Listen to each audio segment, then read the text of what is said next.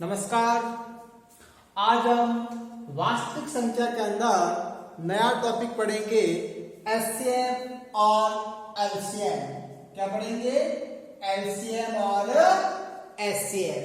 तो सबसे पहले सभी विद्यार्थी हेडिंग लगाएंगे एलसीएम, जिसका पूरा नाम है लघुत्तम समापवर्त्य।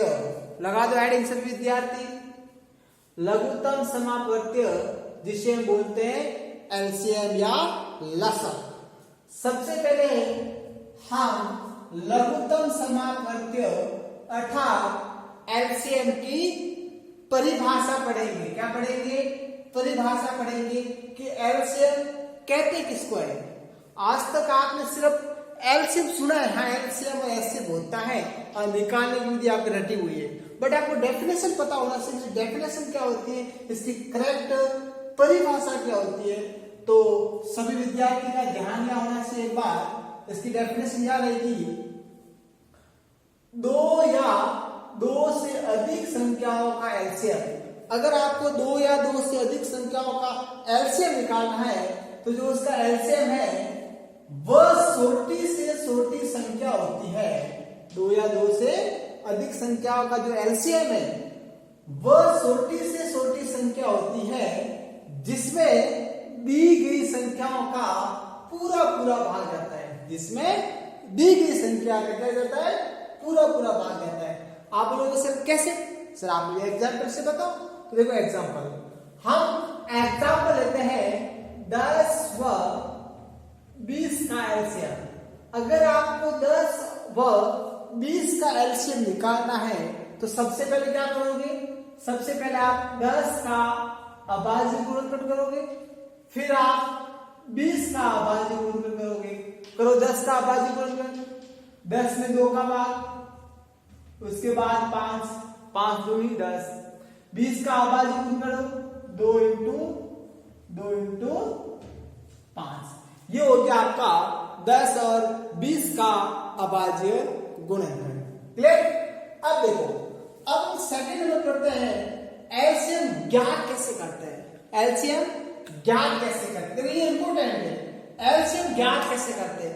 एलसीएम ज्ञात करना भी आपको आना चाहिए। देखो एलसीएम ज्ञात करने के लिए हम संख्याओं के अभाज्य गुणनखंड, इसका मतलब 100% आपको संख्याओं का अभाज्य गुणनखंड तो करना ही है। चलो कर दिया आपने अभाज्य गुणनखंड। हम संख्याओं के अभाज्य गुणनखंडों की अधिकतम घात को लेते हैं। क्या करेंगे?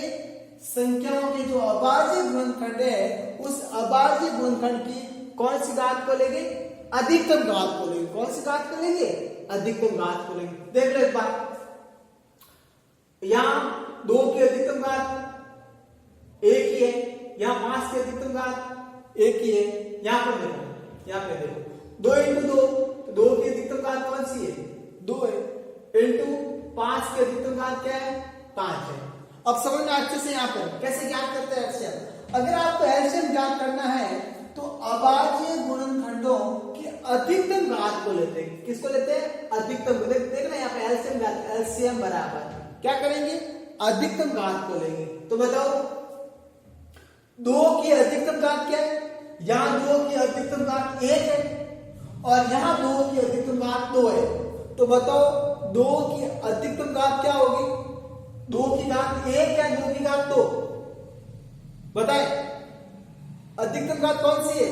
2 की घात 1 या 2 की घात 2? सामने पड़ा है। अधिकतम घात क्या हो जाएगी? 2 की घात 2 हो जाएगी।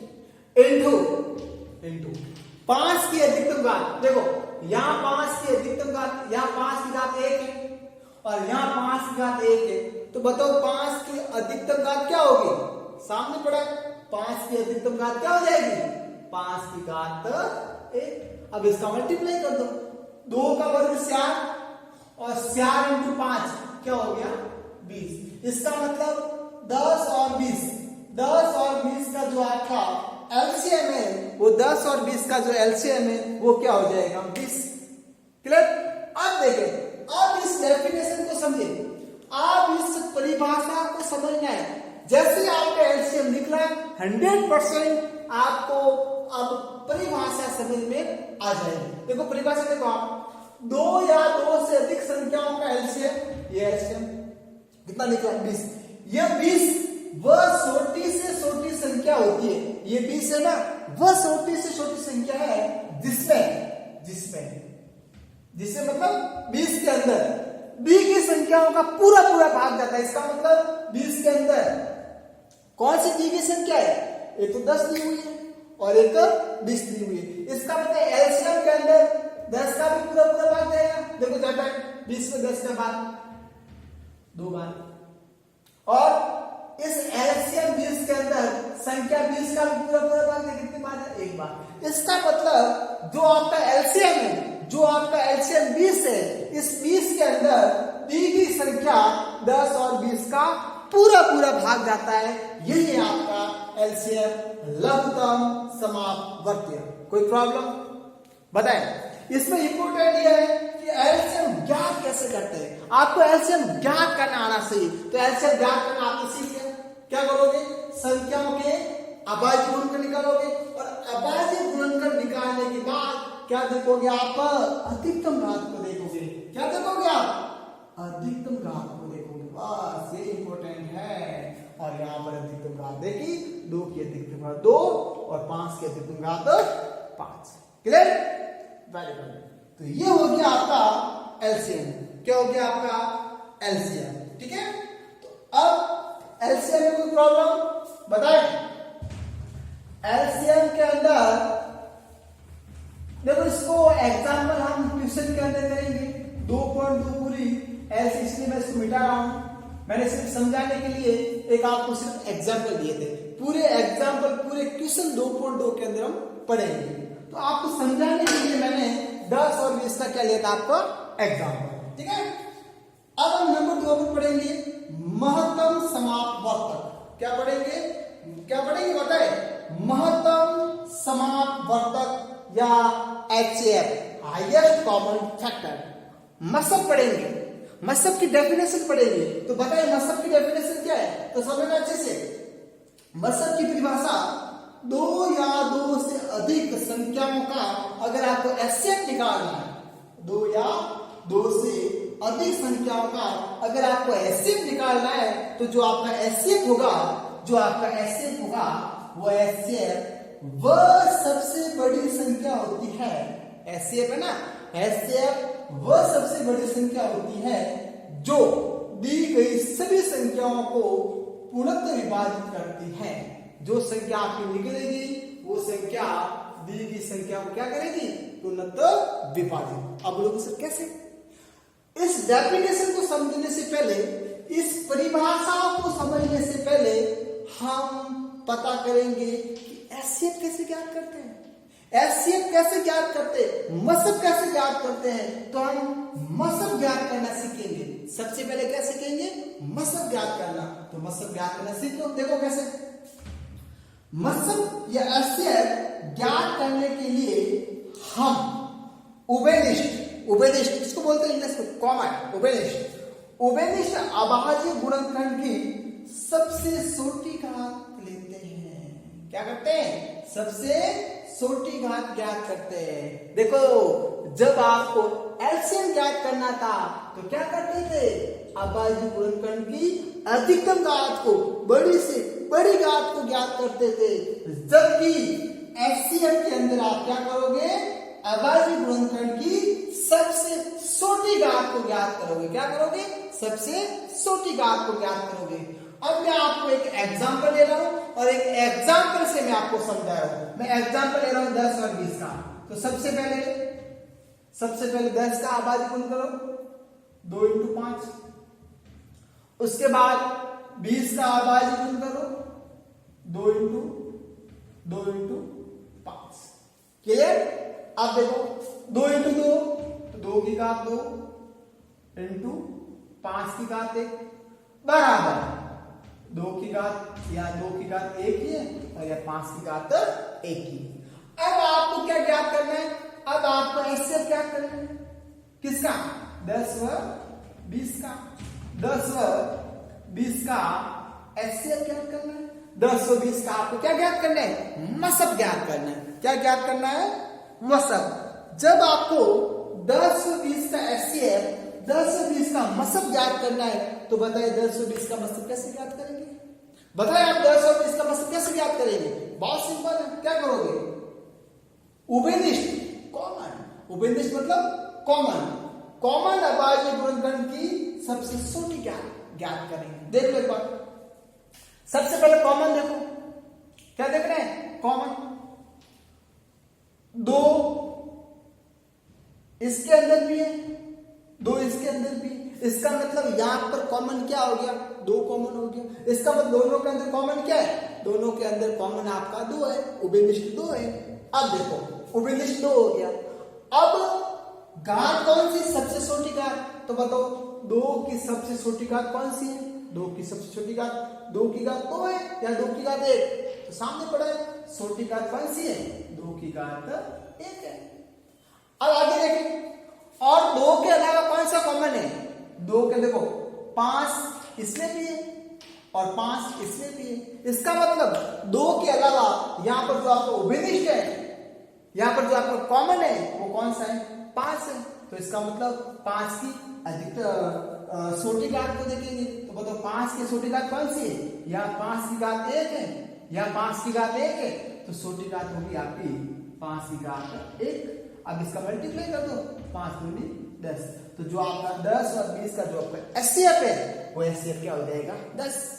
अब इस डेफिनेशन को पढ़ेंगे। अब डेफिनेशन में वापस 2 या 2 से अधिक संख्याओं का जो एचसीएफ है वह बड़ी संख्या होती है जो दी गई सभी संख्याओं को पूर्णतः विभाजित करती है। इसका मतलब ये जो 10 है, ये 10 को भी पूर्ण विभाजित करेगी और ये जो 10 है 20 को भी क्या करेगी? पूर्ण विभाजित करेगी। इसका मतलब इस 10 के भी पूरा भाग देगा 1 बार, इस 10 का इस 20 के अंदर भी पूरा भाग देगा 2 बार। तो ये हो गया आपकी डेफिनेशन, ये हो गया आपके एचसीएफ ज्ञात करने की मेथड या विधि। तो बताओ एचसीएफ और एलसीएम के अंदर कोई प्रॉब्लम? ये वेरी इंपॉर्टेंट टॉपिक है, ठीक है ना? तो अच्छे से पढ़ना है, अच्छे से समझना है, रटना बिल्कुल नहीं है, ठीक है ना? रटना बिल्कुल नहीं है। ये ध्यान रखना भाई, ये 10वीं तक सीमित नहीं है। ये एलसीएम और एचसीएफ आगे जब कॉम्पिटिशन एग्जाम में जाओगे तो आगे भी ये आपके काम आएंगे। क्लियर? तो लिख दो एक बार अच्छे से इसको। लिख दिया? Very good. अब हम वास्तविक संख्या की प्रस्तावनी नंबर 2.2 पढ़ेंगे। क्या पढ़ेंगे? 2.2। 2.1 हो गई, 5 क्वेश्चन थे, 5 क्वेश्चन पूरे कर दिए। अब 2.2 का क्वेश्चन नंबर पहला देखें। क्वेश्चन नंबर पहला, तो 2.2 का क्वेश्चन नंबर पहला है वो देख ले। एक बार लिखता हूं, निम्नलिखित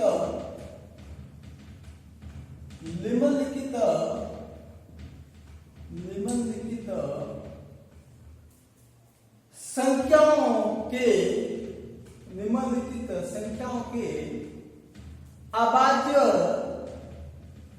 अभाज्य गुणनखंडों को गुणनफल के रूप में लिखिए। गुणनफल के रूप में व्यक्त कीजिए। बहुत सिंपल है, पहला सवाल बहुत सिंपल है। क्या है? निम्नलिखित संख्याओं के अभाज्य गुणनखंडों को गुणनफल के रूप में व्यक्त करना है। आपको कोई भी संख्या दी हुई है, उन संख्याओं को आपको अभाज्य गुणनखंड निकालना है और अभाज्य गुणनखंड निकालने के बाद आपको इस अभाज्य गुणनखंडों को गुणनफल के रूप में क्या करना है? व्यक्त करना है। तो इसका जो पहला क्वेश्चन है वो पहला क्वेश्चन रहेगा 468, ठीक है ना? देखो पहला क्वेश्चन, पहले का पहला 468। तो सबसे पहले क्या करेंगे? इसका अभाज्य गुणनखंड अभाज्य गुणनखंड। अभाज्य गुणनखंड करने से पहले मैं आपको 3 बातें इंपोर्टेंट बता देता हूं। जब आप अभाज्य गुणनखंड करते हो तो यहां पर जो भाग जाएगा, भाग हमेशा अभाज्य संख्या का ही जाएगा। तो बताओ अभाज्य संख्या कौन कौन सी होती है? 2, 3, 5, 7, 7 के बाद 8 नहीं, 9 नहीं, 10 नहीं, 11, 11 के बाद बताओ 12 नहीं, 13। इस प्रकार भाग हमेशा किसका जाएगा? अभाज्य संख्या का। इसके साथ साथ मैं आपको एक बता देता हूं, 2 की विभाज्यता का नियम। क्या बता देता हूं? 2 की विभाज्यता का नियम है। ऐसी कौन सी संख्या है जिसमें 2 का पूरा पूरा भाग जाता है? तो देखो ये आपको पता होना चाहिए, आप 10th क्लास के स्टूडेंट हो, जिसका इकाई अंक 0, 2, 4 से 8 है। जिसका इकाई अंक 0, 2, 4, 6 और 8 हो, इसके अंदर 2 का क्या जाएगा? पूरा पूरा भाग। उसके बाद 3 की विभाज्यता का नियम, 3 की विभाज्यता का नियम। तो 3 की विभाज्यता में क्या करोगे? जैसे कि कोई भी आपको संख्या दी हुई है, जैसे कि आपको संख्या दी हुई 4,